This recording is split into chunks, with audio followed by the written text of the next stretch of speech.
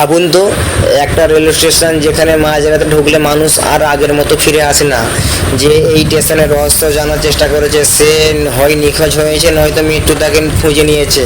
আজকের গল্পটা এতটাই ভয়ঙ্কর যে শেষ 5 মিনিটে যা হবে সেটা কল্পনারও করতে পারবে না। তাই ভিডিওটা একদম শেষ পর্যন্ত দেখুন। আজকের গল্পের শুরুতেই আমরা পরিচিত হই কিম নামের এক তরুণী ইউটিউবারের সঙ্গে। সে সব সময় ভৌতিক জায়গা আর অদ্ভুত ঘটনা নিয়ে ভিডিও বানায়। একদিন সে জানতে পারে শহরের একটি পুরনো রেলওয়ে স্টেশনকে ঘিরে ভয়ঙ্কর সব গুজব ছড়িয়ে পড়েছে। লোকজন বলছে সেখানে মানুষ হঠাৎ করেই নিখোঁজ হয়ে যাচ্ছে। সত্যিটা জানার জন্য কিম সরাসরি স্টেশন মাস্টারের কাছে পৌঁছে যায়।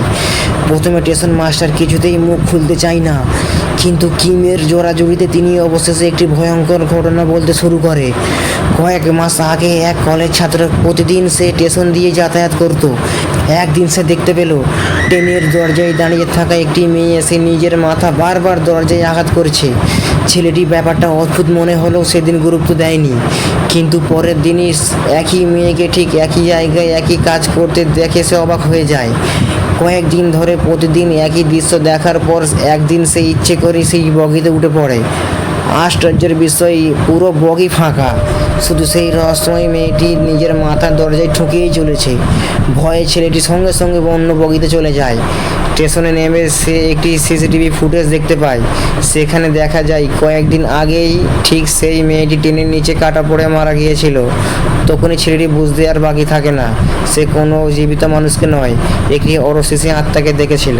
পরের দিন কিম আবার স্টেশন মাস্টারের কাছে ফিরে আসে। প্রথমে তিনি কিছুতেই আর কোনো গল্প বলতে চায় না, কিন্তু কিমের অনুরোধে তিনি আরেকটি ভয়ঙ্কর ঘটনার কথা বলতে শুরু করেন। এই গল্পের নায়ক একজন মানুষ যার জীবন পুরোপুরি ধ্বংস হয়ে গিয়েছিল। প্রচুর ঋণের চাপে সে বাড়ি ছেড়ে স্টেশনে দিন কাটাতো। কোনো রকমে খেয়ে পরে বেঁচে থাকাই ছিল তার একমাত্র লক্ষ্য। একদিন স্টেশনে ঘুরতে ঘুরতে তার চোখ পড়ে একটি পুরনো কোল্ড ড্রিঙ্ক মেশিন। সেখানে লেখা ছিল, একটি কয়েন ফেলুন আর একটি ক্যান নিয়ে যান। সে কয়েন ফেলে একটি ক্যান বের করলো। ঠিক তখনই তার সামনে একটু আগে দেখা অচেনা লোক এসে দাঁড়ালো। লোকটা ক্যানটি খুলতেই ভয়ঙ্কর এক ঘটনা মানুষের শরীর ধীরে ধীরে অদৃশ্য হতে শুরু করে। কয়েক সেকেন্ডের মধ্যেই সে পুরোপুরি উধাও হয়ে যায়। প্রথমে ঘটনাটা দেখে সে ভয়ে কাঁপতে থাকে। কিছুক্ষণ পর তার মাথায় একটা শয়তানি বুদ্ধি আসে। সে বুঝতে পারে এই রহস্যময় ক্যান যদি কারো সামনে খোলা হয় তাহলে সেই মানুষটা অদৃশ্য হয়ে যায়। লোভ তাকে অন্ধ করে দেয়। এরপর থেকে সে স্টেশনে নিরীহ মানুষের ফাঁদে ফেলতে শুরু করে। ক্যান খুলেই তাদের গায়েব করে দিত আর তাদের সব টাকা পয়সা নিয়ে নিত। দেখতে দেখতে প্রচুর ধনী হয়ে যায়, দামি খাবার, বিলাসী জীবন সব কিছুই পেয়ে যায়, কিন্তু তার লোভের কোনো শেষ ছিল না। একদিন নতুন শিকার খুঁজতে সে আবার স্টেশনে 2 নম্বর প্ল্যাটফর্মে যায়। হঠাৎ তার চোখ পড়ে সেই পুরনো ভেল্ডিং মেশিনের দিকে, আর ঠিক তখনই তার সামনে এমন দৃশ্য ভেসে ওঠে যা দেখে তার রক্ত হিম হয়ে যায়। সে দেখতে পায় নিজের অতীত, সেই দিনটি যেদিন প্রথমবার এই মেশিন থেকে ক্যান বার করা হয়েছিল। এরপর সে বুঝতে পারে যাকে সে প্রথমবার গায়েব করেছিল সেই মানুষটি আর কেউ না, সে নিজেই। অর্থাৎ সে একটি ভয়ঙ্কর সময়ের চক্রে আটকে গেছে। একই ঘটনা বারবার ঘটবে, সে মানুষ গায়েব করবে, ধনী হবে, আর শেষে আবার নিজের অতীতের হাতে নিজেই মারা যাবে। এই দুঃস্বপ্নের কোনো শেষ নেই। এই গল্পটাও কিমের ভীষণ ভালো লাগে। সে ভিডিও বানিয়ে ইউটিউবে আপলোড করে।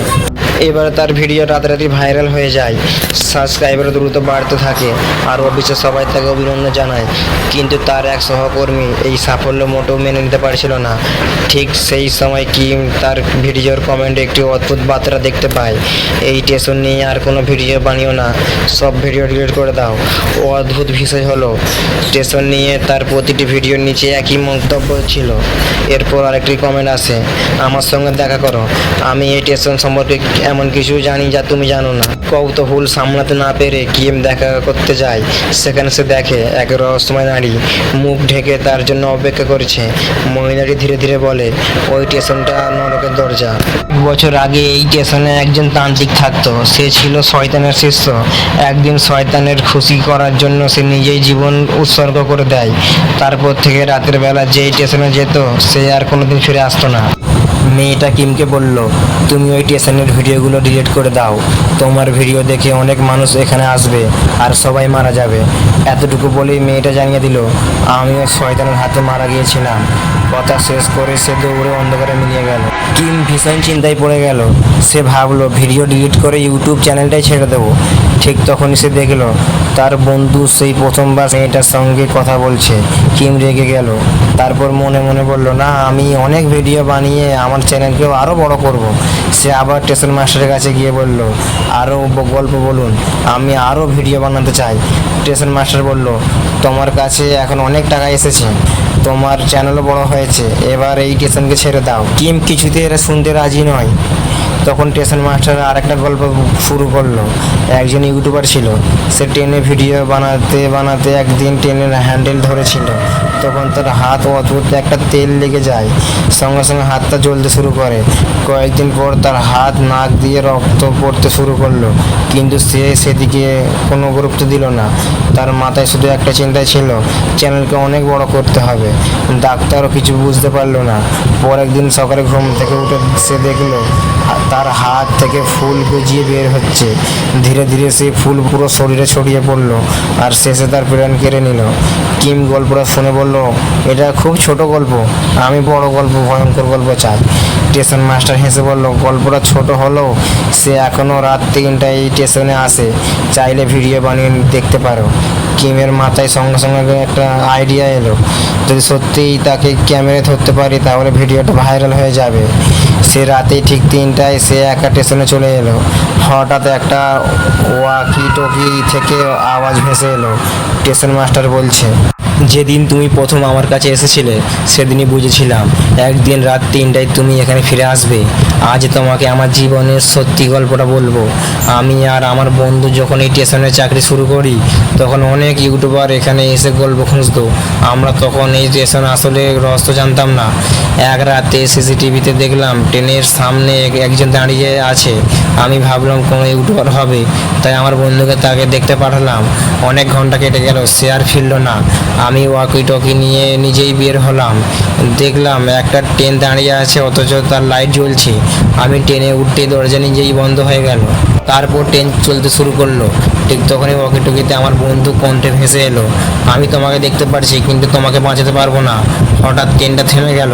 আমি ভাবলাম এবার দরজাটা খুলবে, কিন্তু দরজার সামনে একটা মুখ দেখতে পেলাম। ভালো করে তাকিয়ে দেখি ওটা আমার নিজের মুখ, গলা কাটা, শুধু মাথাটা আছে। আর সেই মাথাটা কেউ একজন চুল ধরে ঝুলিয়ে রেখেছে। সেই মুহূর্তে আমি বুঝলাম আমি অনেক আগেই মারা গিয়েছিলাম। আমার আত্মাই ট্রেনের ভেতরে বন্দি হয়ে আছে। এরপর হঠাৎ স্টেশন মাস্টার কিমের সামনে এসে দাঁড়ালো। সে ভয়ঙ্কর হাসি দিয়ে বলল, তোমাকে গল্প শোনানোর একটাই উদ্দেশ্য ছিল, যেন তুমি নিজে থেকেই রাত 3টায় এখানে চলে আসো। কথা শেষ হতেই চারপাশ অন্ধকার হয়ে গেল। পরের মুহূর্তে কিম নিজেকে সেই অভিশপ্ত ট্রেনের ভিতরে বন্দি অবস্থা দেখতে পেল। সে চিৎকার করতে লাগলো। তার বন্ধু তাকে খুঁজতে স্টেশনে এলো, কিন্তু কিমকে কোথাও দেখতে পেল না, কারণ স্টেশন মাস্টার ইতিমধ্যেই কিমের রূপ ধারণ করে তার বন্ধুর সামনে দাঁড়িয়েছিল। আর ট্রেনের জানলায় দেখা যায় কিমের আতঙ্কে ভরা মুখ। এরকম ভিডিও দেখতে চ্যানেল সাবস্ক্রাইব করে রাখো।